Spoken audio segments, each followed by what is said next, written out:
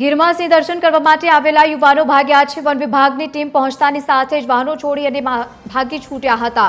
યુવાનો થાર કાર અને સાથે જ બે બાઇક મૂકીને ફરાર થયા છે। મોરબી શહેર મંત્રી ભાજપ લખેલી કારમાં દારૂ હોવાનો પણ દાવો કરવામાં આવ્યો છે। ભંડોર ગામે સિંહોએ લાંબા સમયથી નાખ્યા છે ધામા। બહારથી આવતા પ્રવાસીઓ સામે વન વિભાગે લાલાહ કરી છે। કારમાંથી દારૂ મળી આવ્યો હોવાનો પણ સ્થાનિક લોકોએ આરોપ લગાવ્યો છે।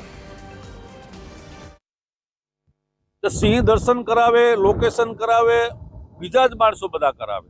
બહારના કોઈ હોટલોમાં સાસણથી આવતા હોય, કોઈ પાટણ વેરાવળથી આવે અને બદનામ અમારું ગામ થાય છે।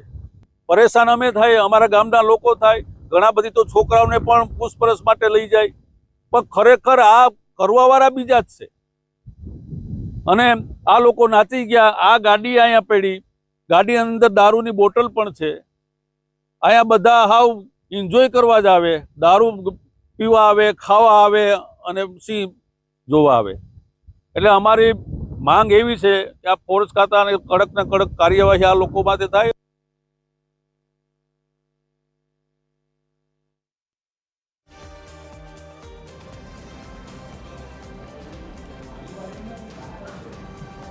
તો જે પ્રમાણે આ સમગ્ર ઘટના બની છે, યુવાનો થાર કાર અને સાથે જ બે બાઇક મૂકીને ફરાર થયા છે। હવે સમગ્ર ઘટનાને લઈને પોલીસે પણ વધુ તપાસ હાથ ધરી। જોકે આ સમગ્ર ઘટના બનતાની સાથે જ અનેક સવાલો પણ ઊભા થઈ રહ્યા છે।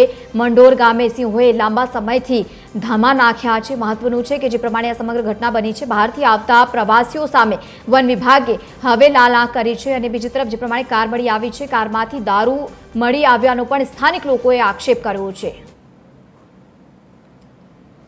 વધુ માહિતી સાથે સંવાદદાતા મહેશ ડોડિયા જોડાયા છે। મહેશ, શું સમગ્ર આ ઘટના છે? સ્થાનિક લોકો અનેક આક્ષેપ કરી રહ્યા છે।